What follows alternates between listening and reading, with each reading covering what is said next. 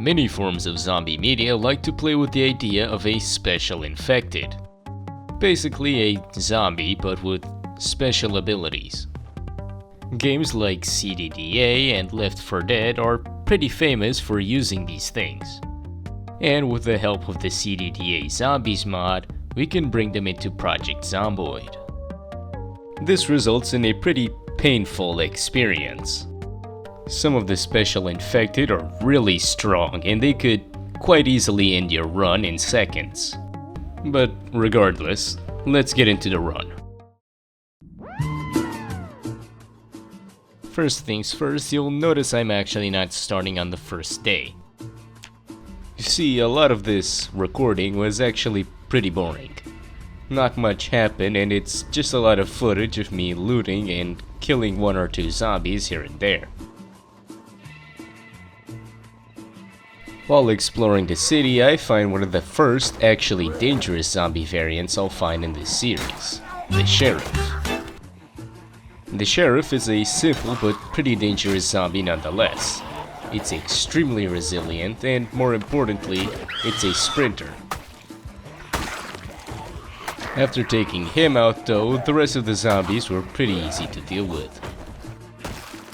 Here I come across a new zombie variant, the Crawler. They're not exactly threatening.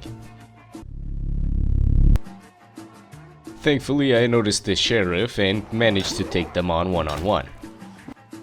I found a couple of things here and there on my journey, but I found some cool furniture I thought I should bring back to my base. Speaking of which, I don't think you've been introduced to it. So here is my beautiful fortress. Alright, it's maybe a little bit bare bones right now, but I promise it'll get a lot better in the future. What actually matters is that it's a place where I can store all my stuff, because I find a lot of stuff in this run. I have multiple boxes of weapons and food and even construction materials.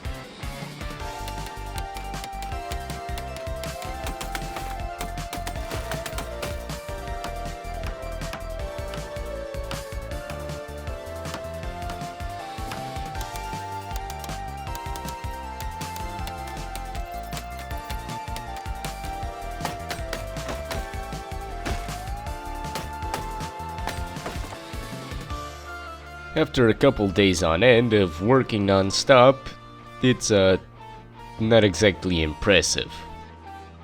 But this is just a foundation so that I can expand it even further.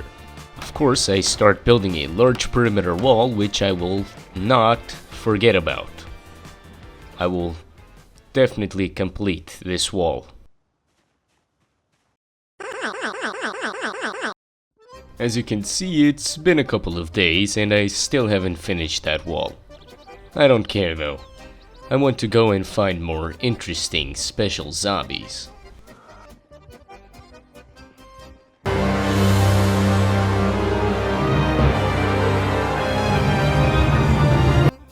Ignoring that currently sprinting at me, whenever you see that Brute Z name tag, just run in the opposite direction. Ideally forever. After quickly dispatching that little group of zomboids, I decide to take refuge in this house for a little bit. Then a zomboid decides to interrupt me. I mean 2. I mean 3. 4. Where are these things even coming from? After almost getting stuck in close quarters with Brute, I realize maybe I shouldn't sleep here. I eventually find a survivor home and decide to stay there for the night, as it's actually already fortified. The next day I find another survivor home while walking down the street. And this one actually has a Survivor Z inside. Now that I'm loaded with weapons and have the best backpack in the game, I decide to go back to my base. The Master Z may be dangerous because he can evolve nearby zombies, but when he's alone he's pretty garbage. Since I burned my hand while trying to attack an Electric Z, I decided to go and try out my shotgun I've been carrying for quite a while. After all, how many zombies can I really attract with it? I foolishly start firing off shots into this little horde. The idea was just to build some aiming skill. Due to a mod I have that completely changes how aiming works, it was pretty easy at first. I did completely forget about how much noise I was making though. 2 sprinters can easily stun lock you, so I decide to bring them around to this fence where I can hopefully get a shot off. Or not, because I didn't actually load the thing. As you can see, this is a Brute Z. This means not only can they sprint, they can also push me around. The first miracle is that I somehow managed to escape them.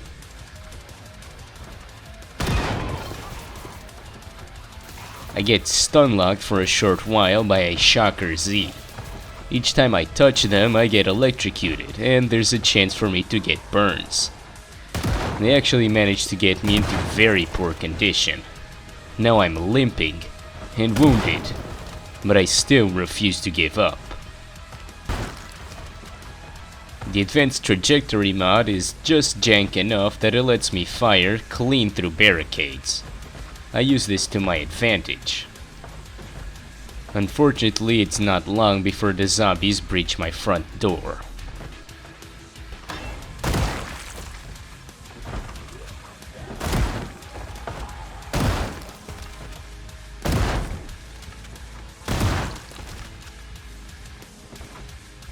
After quickly bandaging myself up, I notice that they're still coming from just about everywhere.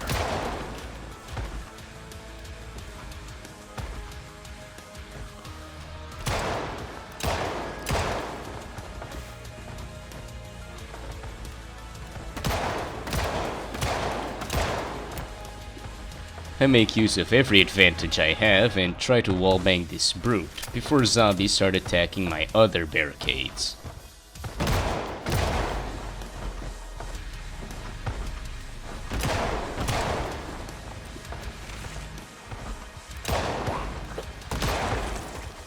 Through sheer luck once again, I actually managed to kill the thing.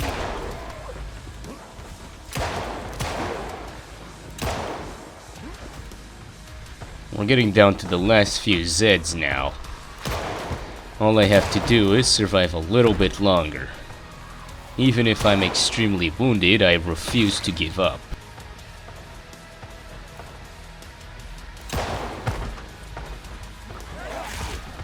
I get bit through a window, but that still doesn't stop me. Having completely forgotten about the front door, I almost get bit in the back by this zombie.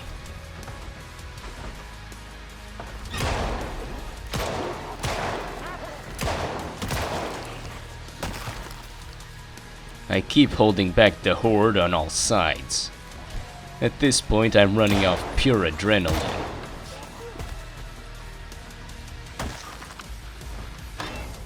The last few zombies are still trying to attack my walls.